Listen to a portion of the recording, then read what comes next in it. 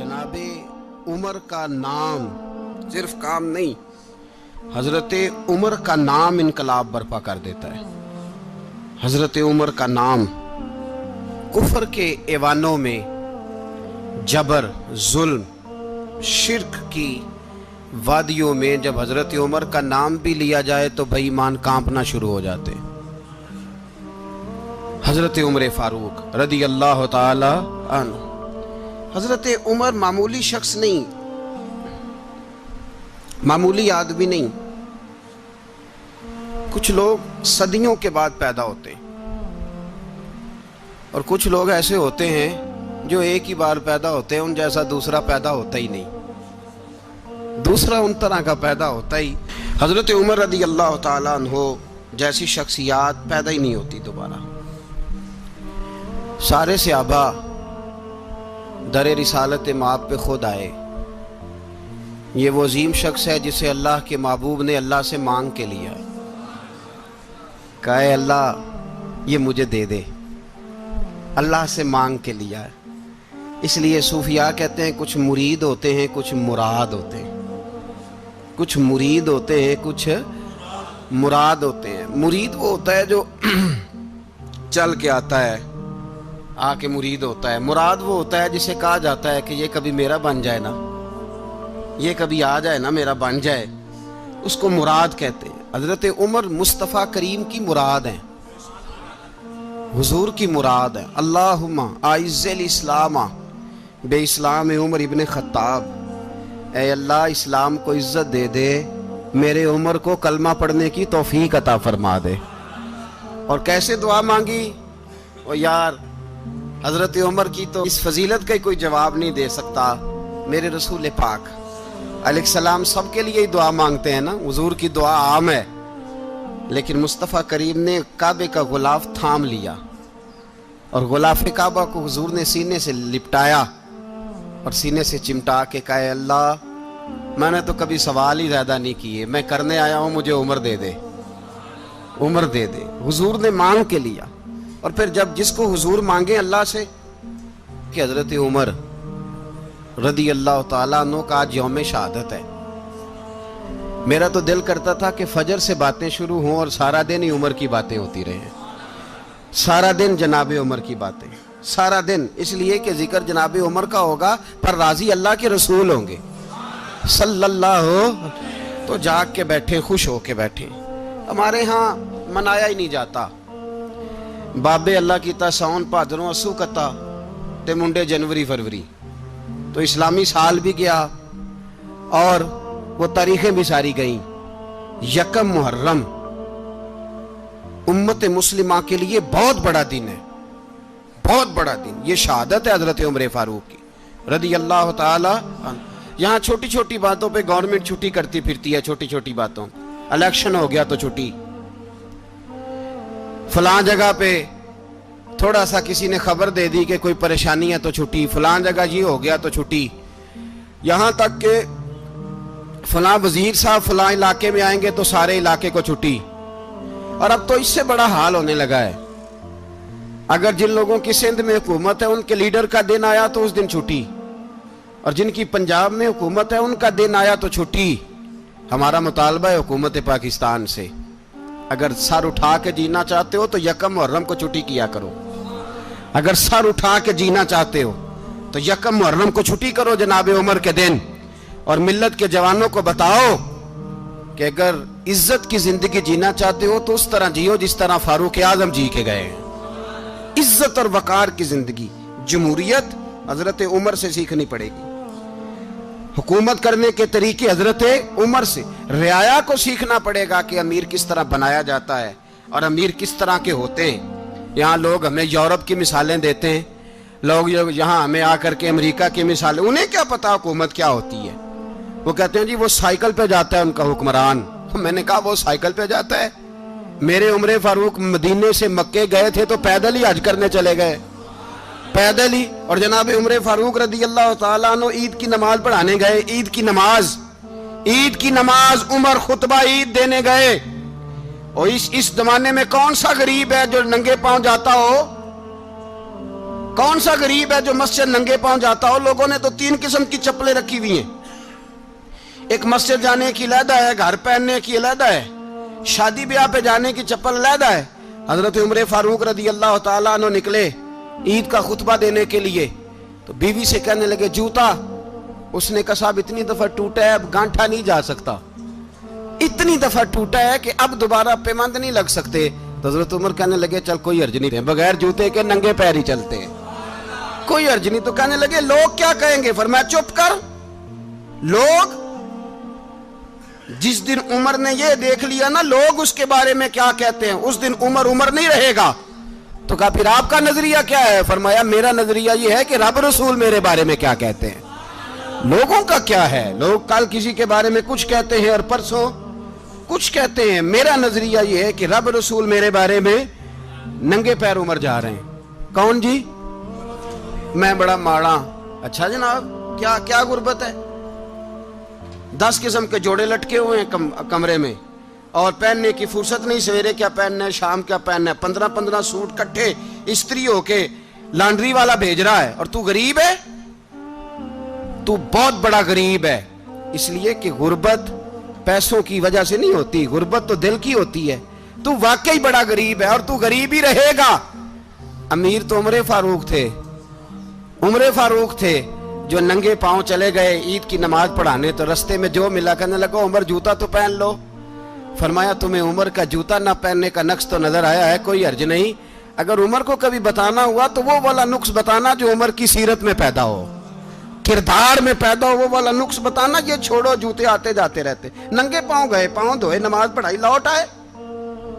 او بھائی یہاں تو ہمارا بناؤ سنگار اترنا، جتنی توجہ کپڑوں کی طرف ہے اتنی توجہ کبھی ہماری علم کی طرف ہوتی نا، جتنا ذوق شوق ہمارا بناؤ سنگار کی جانب ہے، اتنا بناؤ سنگار کبھی ہمارا اخلاقیات کی جانب ہوتا تو معاملات بڑی حد تک سنورے ہوئے ہوتے۔ حضرت سیدنا فاروق اعظم رضی اللہ تعالی اپنی زندگی کو ترتیب دیا، ایک دن بھی خلافت نہیں مانگی اللہ سے۔ حضرت عوف بن مالک اشجعی ایک صحابی ہیں، حضرت عوف بن مالک رضی اللہ تعالیٰ عنہ فرماتے ہیں کہ جناب ابو بکر صدیق کا زمانہ تھا تو میں نے خواب دیکھا، میں نے خواب میں جناب عمر کو دیکھا، اور میں نے دیکھا کہ کوئی کہنے والا کہہ رہا ہے کہ عمر وہ ہے کہ اللہ کے رستے میں کوئی اسے جتنا مرضی برا بھلا کہے یہ پرواہ نہیں کرتا۔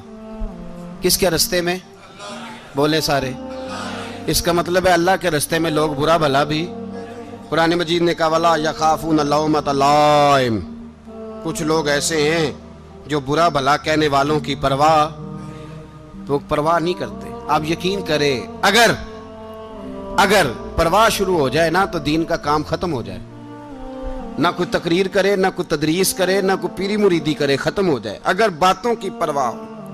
لیکن وہ پرواہ، حضرت عوف بن مالک اشجعی کہتے ہیں میں نے خواب میں دیکھا کہ عمر وہ ہے جو کسی کی پرواہ، اور دوسری بات میں نے یہ دیکھی کہ عمر خلیفہ بنے گا، اور تیسری بات میں نے خواب میں یہ دیکھی کہ عمر شہید بھی کیا جائے گا، عمر شہید بھی ہوگا۔ یہ میں نے 3 باتیں خواب میں دیکھی۔ فرماتے ہیں میں نے آ کے خواب حضرت ابو بکر صدیق کو سنائی، وہ خلیفہ تھے، وہ کہنے لگے ٹھہر جا میں عمر کو بلاتا ہوں، اس کے سامنے دوبارہ سنانا، اس کے سامنے۔ فرماتے ہیں میں نے بلایا حضرت عمر فاروق کو، آ کے بیٹھے، خواب شروع ہوا۔ کہا ایک بات تو میں نے یہ دیکھی کہ آپ ملامت کرنے والے کی پرواہ نہیں کرتے، دوسرا آپ خلیفہ بنے گے۔ جناب عمر کہنے لگے چپ کر، ابو بکر کے سامنے ہی کہہ رہا ہے، چپ کر، خلیفہ کے سامنے ہی کہہ رہا ہے۔ تو حضرت ابو بکر صدیق کہنے لگے عمر اسے کہنے دو، مجھے لگتا ہے رب کی رضا یہی ہے کہ میرے بعد اگر مصطفیٰ کا منبر ملے تو عمر کو ملے، اسے کہنے دو۔ یار یہاں تو لوگ ڈینگے مارتے ہیں، یہاں تو لوگ دعوے کرتے ہیں میرے سامنے فلانے کو بھی بٹھاؤ، فلانے کو بھی بٹھاؤ، اس کو کیا پتا، اس کو کیا پتا، یہ تو بڑکے مارنے کا دور ہے۔ حضرت عمر رضی اللہ تعالیٰ عنہ کو تیسری بات کہی، حضرت عوف بن مالک نے کہا آپ شہید کیے جائیں گے، میں نے خواب دیکھی ہے۔ نیک لوگوں کے خواب بڑی حد تک سچے ہوتے ہیں۔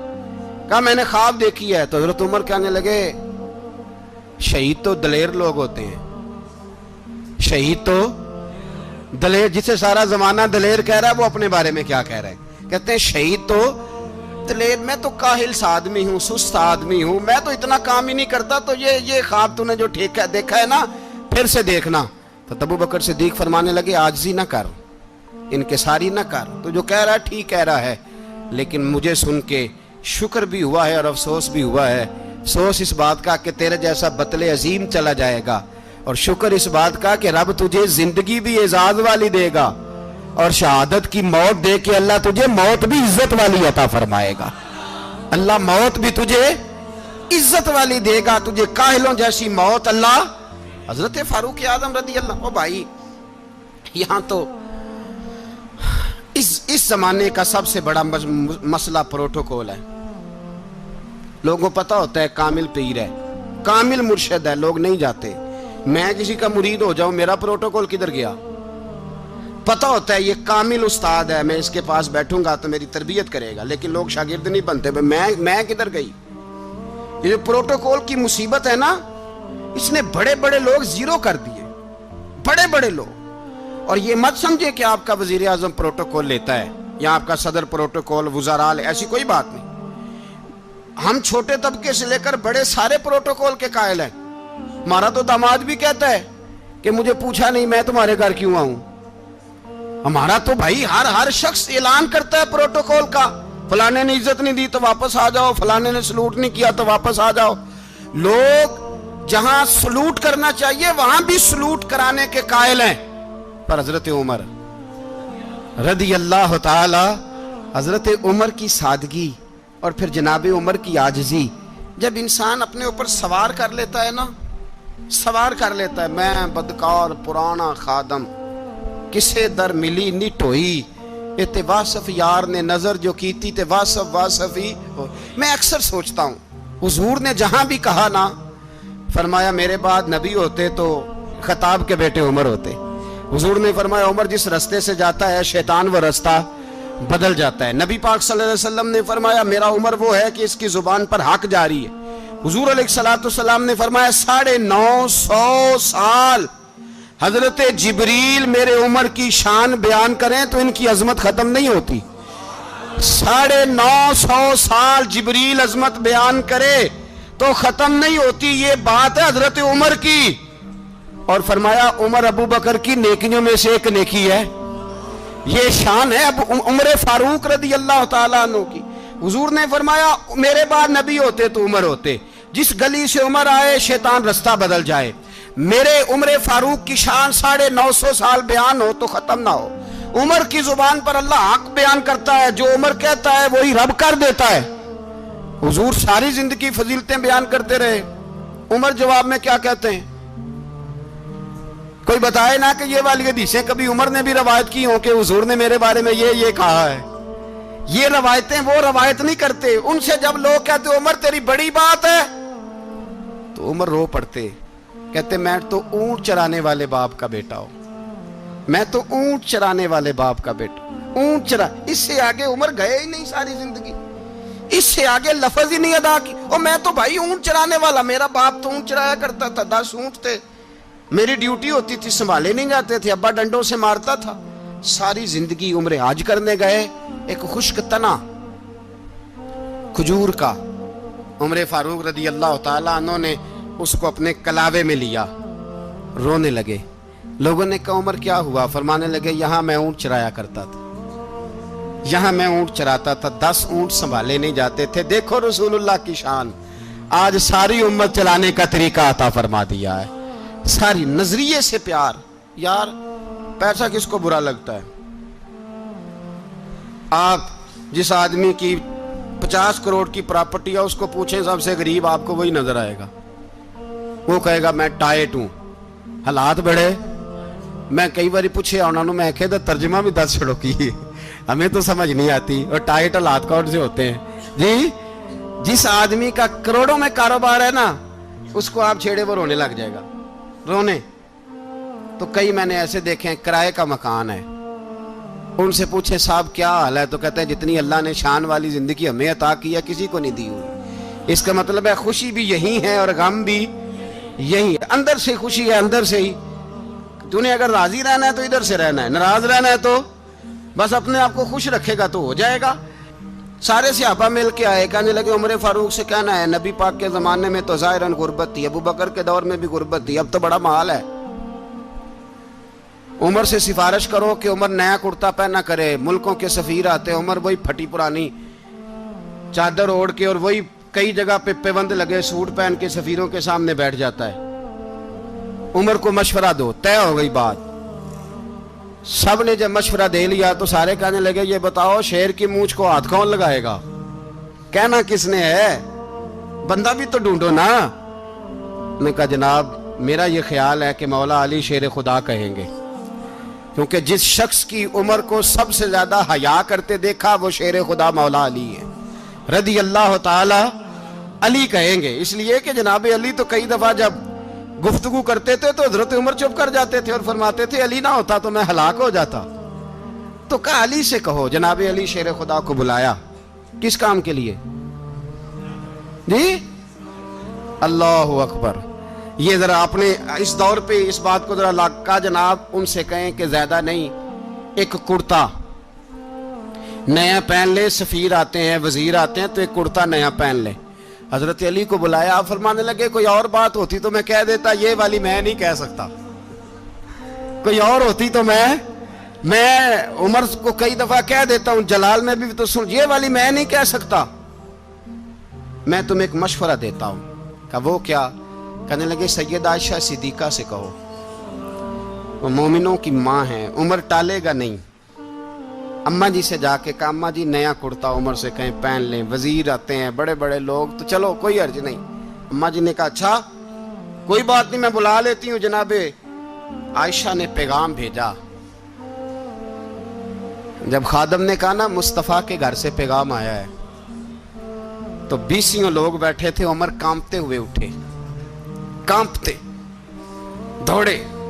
حضرت عائشہ پردے میں تھی تو فرماتی ہیں عمر اتحیات کی حالت میں بیٹھ گئے۔ کہا اماں جی دیر تو نہیں ہو گئی مجھے آنے میں؟ کہا نہیں ٹائم پہ آ گئے ہو۔ کس لیے بلایا تھا؟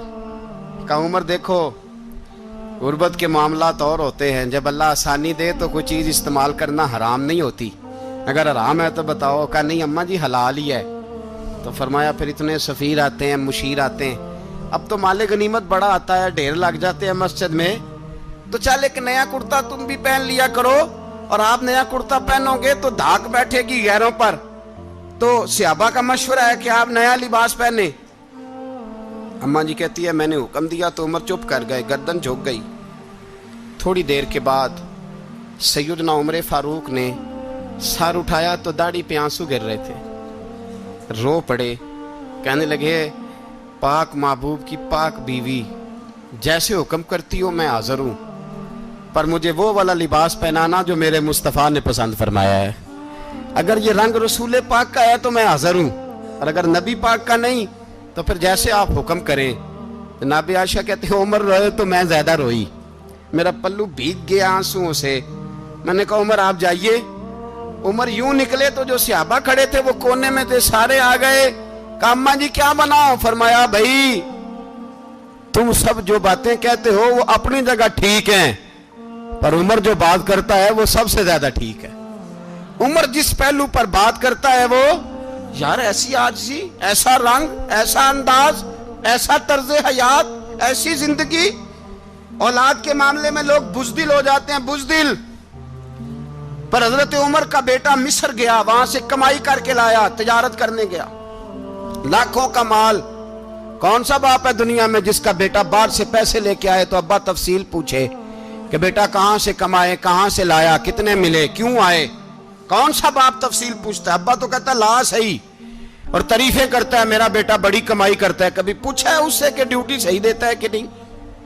کبھی پوچھا ہے کہ تو ایمانداری کی روزی لاتا ہے کہ حرام کی کماتا ہے؟ یہ باپ کی ذمہ داری ہے، یہ اماں کی ذمہ داری ہے۔ پھر کہتا ہے بیماری کیسے آ گئی، پریشانی کیسے آ گئی؟ تو نے کبھی سوال کیا اپنی اولاد سے؟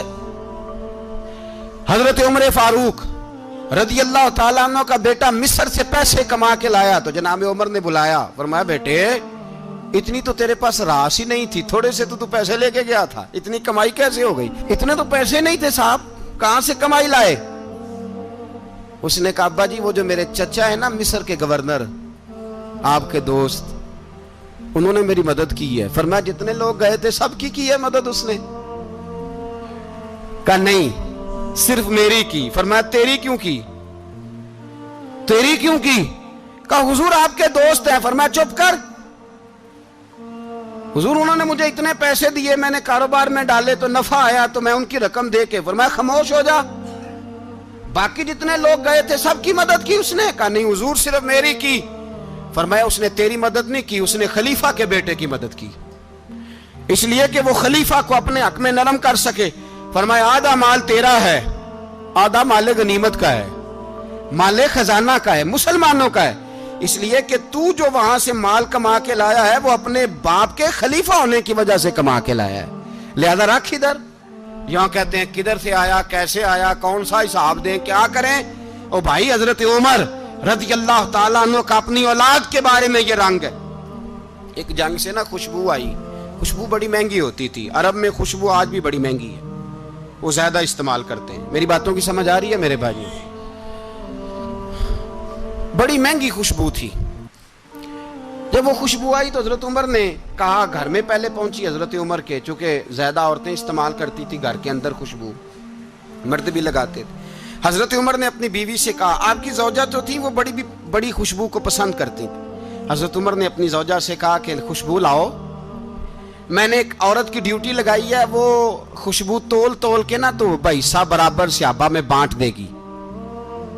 تو آپ کی زوجہ کہنے لگی کسی بی بی کی ڈیوٹی لگانے کی کیا ضرورت تھی, میں جو موجود تھی میں بانٹ دیتی ہوں تول کے حصہ برابر. آپ نے فرمایا نہیں تو رہنے دے, اور فلانی بی بی بانٹے گی. کہا حضور میں نے بھی بانٹنی ہے, میرے پہ کچھ حق ہے؟ آپ نے فرمایا نہیں تو تفصیل نہ پوچھ, تو خوشبو دے دے, کوئی اور بانٹے گی. خاتون خانہ تھی نا, کہنے لگی نہیں مجھے بھی آج آپ کو بتانا ہی پڑے گا کہ کوئی جو بانٹ سکتی ہے تو میں کیوں نہیں بانٹ سکتی. زوجہ کہتی عمر نے بات کی تو میری چیخیں نکل گئی. حضرت عمر فرمانے لگے جب تو خوشبو بانٹے گی نا تیرے ہاتھوں کو بھی لگے گی, تیرے دوپٹوں کو بھی لگ جائے گی. اگر رب کریم نے مجھ سے سوال پوچھا کہ عمر خوشبو تو مسلمانوں کی تھی, تیری بیوی کے دوپٹے کو کیوں لگ گئی, تو میں اللہ کے حضور کیا جواب دوں گا؟ اگر اللہ نے یہ سوال کیا کہ تیری بیوی نے کیوں لگائی, وہ تو حصہ تھا مسلمانوں کا, تو تو نے تیری بیوی نے کیوں لگائی؟ تو فرمایا میں نہیں چاہتا کہ اللہ کے حضور مجھے اور تجھے باز پرس ہو, لہذا کسی اور کو بانٹنے دے. زوجہ روئی اور تڑپ کے کہنے لگی عمر مجھے لگتا ہے صبح قیامت بھی تیری بیوی ہونے کی وجہ سے اللہ مجھے جنت عطا فرما دے گا, تیری زوجہ ہونے کی برکت سے. بھائی یہ معیار رکھا, خدا کی قسم ایسا شخص تاریخ میں دوبارہ نہیں آیا. اتنا بڑا آدمی, اتنا بڑا شخص, اتنا بڑا آدمی, اور پھر رنگ یہ ہے کہ عمر 22 لاکھ مربع میل کا حکمران, 22 لاکھ, اور کھجور کے درخت کے نیچے مٹی کا ڈھیلا لے کے سو گئے ہیں, پرواہ کوئی نہیں, کوئی مسئلہ ہی نہیں. 2 غلام ساتھ بیٹھے تو ایک روٹی حضرت عمر نے گھر سے منگوائی, تھوڑا سا سرکہ, تو غلام کہنے لگے ہم نے بھی کھانی ہے. فرمایا کوئی حرج نہیں, روٹی کو پیٹ بھر کے کھانا ضروری تو نہیں, 3 حصوں میں بانٹ لیتے ہیں. ایک آدمی آیا ہوا تھا مصر کا رہنے والا ملنے کے لیے, اس نے پوچھا عمر کدھر ہیں, تو کہا وہ ادھر جاؤ مسجد میں بیٹھے ہوں گے. اور واپس آیا تو کہنے لگا وہاں تو 3 غلام بیٹھے ہیں, ایک روٹی بانٹ کے کھا رہے ہیں, لگتا ہے کئی دنوں سے روٹی نہیں ملی.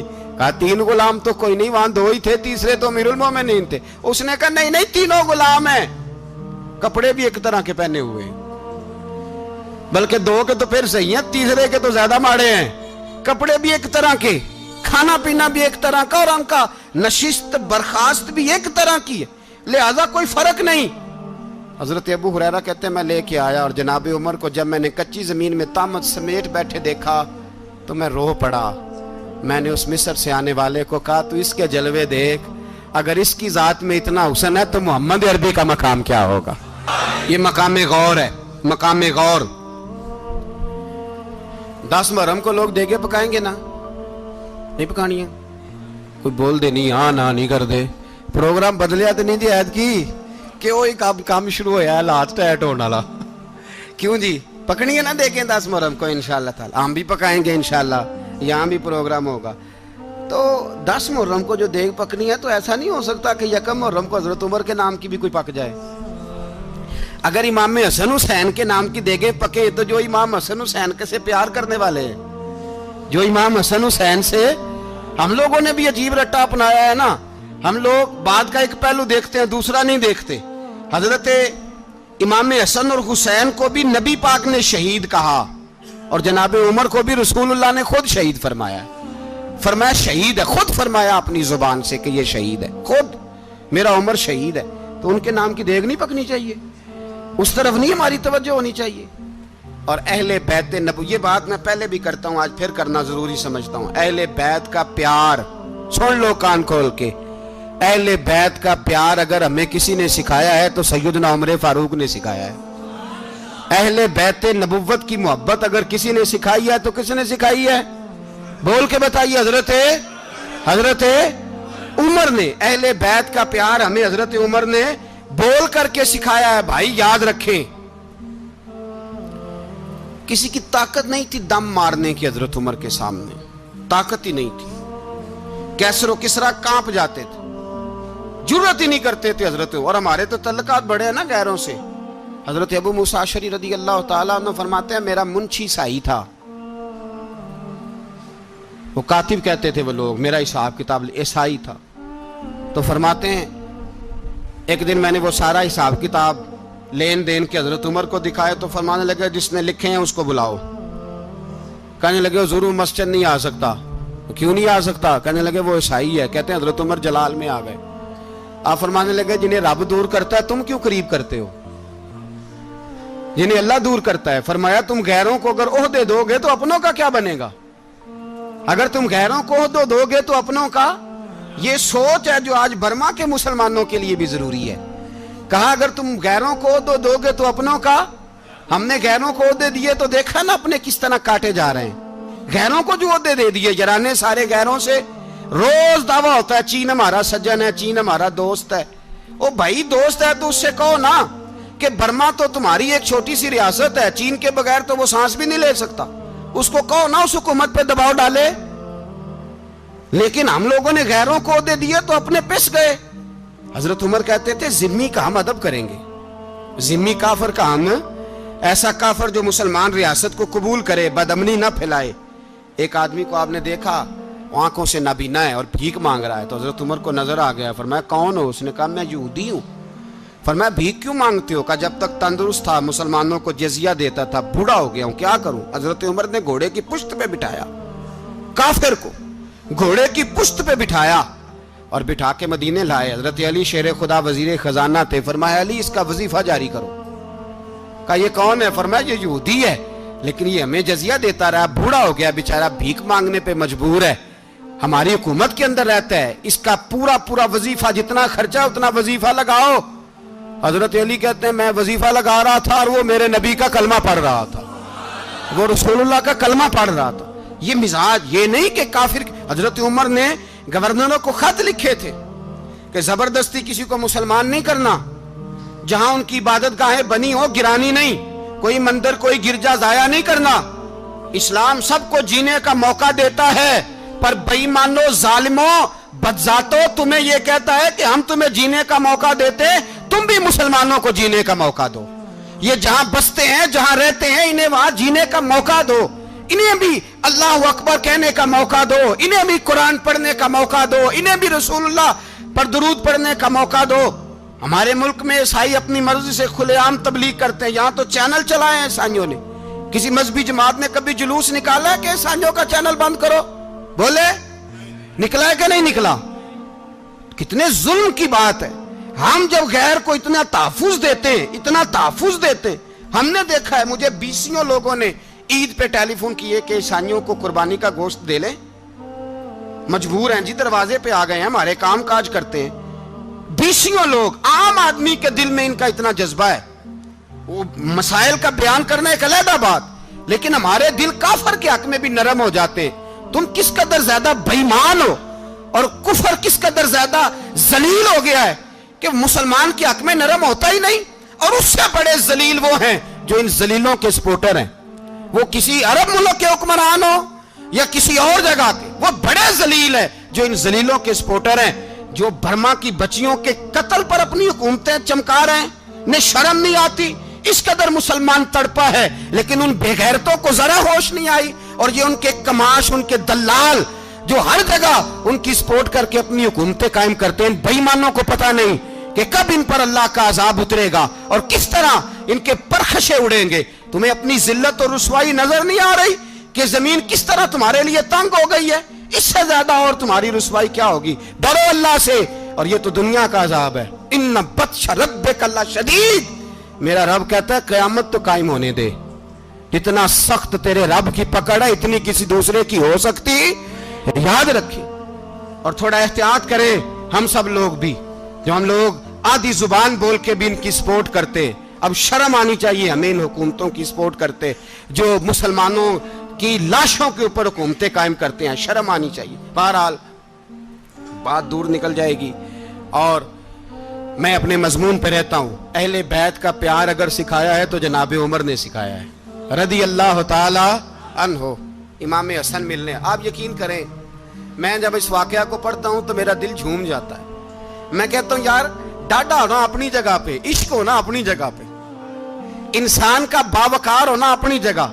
जहां खड़े होना था वहां ये खड़े होते थे, और जहां झुकना था वहां ये इन लोगों में, इकबाल ने कहा था, तेरी निगाह नाज से दोनों मुराद पा गए। अकले की याबो जुस्तजू, इश्के हुजूरो इस तरह। जहां अगर आया है सामने कैसरो किसरा, तो उमर जैसा दलेर कोई नहीं। अगर सामने आया ईरान का बादशाह, तो उमर जैसा तगड़ा कोई नहीं। अगर आया है सामने गुस्सान का बादशाह, तो उमर जैसा आदिल कोई नहीं। लेकिन अगर अली का बेटा आया है, अगर फातिमा के लाल पारे आए हैं, तो फिर फारूक आजम से जैसा मुहिब कोई नहीं, फिर उनसे जैसा प्यार करने वाला कोई नहीं। अंदर बैठे हैं जनाब उमर, अंदर तन्हाई में कुछ वजीरों से गुफ्तगू हो रही है, मीटिंगें जारी हैं। आपके बेटे मिलने आए जनाबे अब्दुल्ला इब्ने उमर, अब्बा जी मिलने आए। बात ठहरो, बात कर रहा हूं, कोई ना अंदर आए। साहबजादा बाहर खड़ा है। थोड़ी देर गुजरी तो इमाम हसन भी आ गए। कौन आए? आपको अजब मिलेगा इमाम साहब का नाम लेने से, वो सरदार हैं जन्नतियों। कौन आए? सारे बोलिए, इमाम हसन। तेरी नस्ल पाक में है बच्चा बच्चा नूर का, तू है ने नूर तेरा सब घराना। इमाम हसन आए तो हजरत अब्दुल्ला इब्ने उमर को दरवाजे पे खड़े देखा। कहा अमीरुल मोमिनीन कहाँ हैं? कहने लगे हजरत उमर के बेटे। कहने लगे वो अंदर बैठे, कुछ मीटिंग हो रही है, और उन्होंने कहा कोई अंदर ना आए, लेकिन आप जाना चाहें तो चले जाएं। आप जाना चाहें तो, तेरी नस्ल पाक में है बच्चा बच्चा नूर, आप जाना चाहें तो चले जाएं। तो उन्होंने कहा जब आप बाहर खड़े हैं तो मुझे कोई इतना जरूरी काम नहीं, और अभी जोर की नमाज थोड़ी देर में होगी, मैं मस्जिद में मिल लूंगा अमीरुल मोमिनीन से। ये बात कह के इमाम हसन चले गए। यार इतनी बड़ी बात नहीं थी, इतनी बड़ी बात नहीं थी। वो मेरे उस्तादों का बेटा भी आए तो कहा ठीक है जी, वो सोए हुए हैं, तो कोई गर्ज नहीं यार, मैं ठहर के आ जाऊंगा। कोई बड़ी बात नहीं थी, देखा जाए तो बड़ी बात नहीं थी, पर बात बहुत बड़ी थी, इसलिए कि ये खाली हसन नहीं, ये हसन इब्ने अली है, ये हजरत फातिमा के लख्ते जिगर। हजरत उमर बाहर निकले, अब्दुल्ला इब्ने उमर से पूछा कोई आया तो नहीं? तो कहा हुजूर इमाम हसन आए थे। तो कहा फिर शहजादे को अंदर क्यों नहीं भेजा?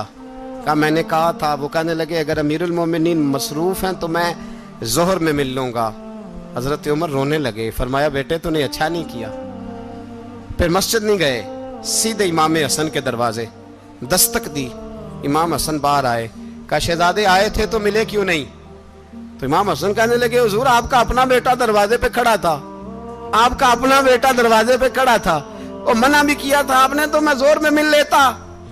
हजरत इमाम हसन फरमाते जोश जज्बात में जनाबे उमर ने सर से पगड़ी उतार दी, जोश जज्बात में। कहने लगे हसन मेरे बेटे का और आपका क्या मुकाबला? क्या उसकी मां का नाम फातिमा ज़हरा है? क्या उसकी नानी का नाम खतीजतुल कुबरा है? क्या उसके नाने का नाम मोहम्मद मुस्तफा है? आपका और उसका क्या मुकाबला? फिर रो पड़े और कहने लगे बेटे मैं मक्के के सहराओं में ऊंट चराया करता था, ये जो मेरे सर पर इज्जत के बाल हैं ये तेरे नाने के उगाए हुए, मैं मक्के के खबरदार शहजादे खबरदार। ओ भाई अहले बैत नबुव्वत के अदब का रंग अगर सिखाया है तो सैयदना उमर ने सिखाया है। हजरत उमर फारूक अथॉरिटी है, इस्लाम की अथॉरिटी। यकम मुहर्रम हजरत उमर की शहादत है। यहूदी बोल उठा, काफिर बोल उठा, अगर 6 महीने उमर दुनिया में और रहते तो दुनिया में कोई काफिर मौजूद न होता। 6 महीने। और जब इस बतले जलील का जनाजा उठा, अल्लाह, बुखारी पढ़िए ना, अल्लाह मरजुकना शहादतन फी सबीलिक, अल्लाह बिस्तरे की मौत ना देना, शहादत की देना। उमर शहीद हुए, मस्जिद नबी में नमाज पढ़ाते, और जब जनाजा उठा तो मदीने का फिर पीछे जो दलेर बचे वो मौला अली थे। मौला अली, जनाब उमर का जनाजा उठा तो सबसे पहली हाय जो निकली वो हजरत अली की जुबान से निकली, और हजरत अली सारी दाढ़ी आंसुओं से भर गई। लोगों ने कहा कि अली क्या हुआ? फरमाने लगे तुम देख नहीं रहे जनाजा किसका उठा है, पलट के देखो तो सही, तुम पता नहीं है कौन गया है। कहा हुजूर क्या हुआ? आप फरमाने लगे उमर इस तरह के काम करके गया है, अब इनके रस्तों पे कौन चलेगा, कौन इसके जिगर राहे वफा में। मैं नक्श ऐसे छोड़ आया हूँ, मैं जिस मंजिल से गुजरा हूँ वो अब तक याद करती है। हजरत अली हजरत उमर के जनाजे पे खड़े होकर कहते हैं अल्लाह मुझे उस तरह के अमल करने की तौफीक दे जिस तरह की उमर करके गया। मेरे भाई, बतले अजीज, बतले हुर्रियत हजरत उमर रदी अल्लाह ताला अन्हो, जो अपनी जिंदगी इनकलाब वाली गुजार के गए। उमर जब दुनिया से गए तो 80 दिनार का कर्जा था। 22 लाख मुरब्बा मील का हुक्मरान।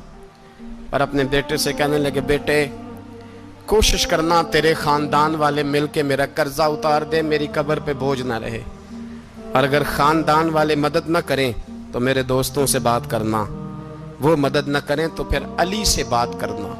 इनका प्यार आपस में इतना, और तू इख्तलाफ साबित कर रहा है। 80 दिनार का कर्जा छोड़कर हजरत उमर दुनिया से गए, और जाती दफा कह गए मेरे बाद मेरे बच्चों को हुकूमत के मशवरे में भी शामिल ना करना, हुकूमत के मशवरे में भी मेरी औलाद शामिल ना हो। इतना बड़ा शख्स इतना बड़ा रंग दे के यकम मुहर्रम को जब उम्र फारूक का विसाल हुआ तो बेटे से कहने लगे अम्मा आयशा से जाके कहो मेरा भी नबी पाक के रोजे में दफन होने को दिल करता है। एक कब्र की जगह है अम्मा जी ने अपने लिए रखी है, बुखारी है बुखारी। हजरत आयशा के पास साहबजादे गए, कहने लगे अम्मा जी उमर को जख्म लग गया है, हालत बड़ी परेशानी वाली है। वो कहते हैं अगर अम्मा इजाज़त दें। सैयद आयशा रो पड़ी, फरमाने लगी कि वो अपनी कब्र की जगह तो नहीं ना किसी को देता, पर उमर ने कमाल ही बड़ा किया। उसे कहो जाओ गुंबद खजरा में कयामत तक जो मुस्तफ़ा पे और अबू बकर पे सलाम पड़ेगा वो तुझ पे भी सलाम पढ़ के जाएगा, जाओ मैंने जगह दी।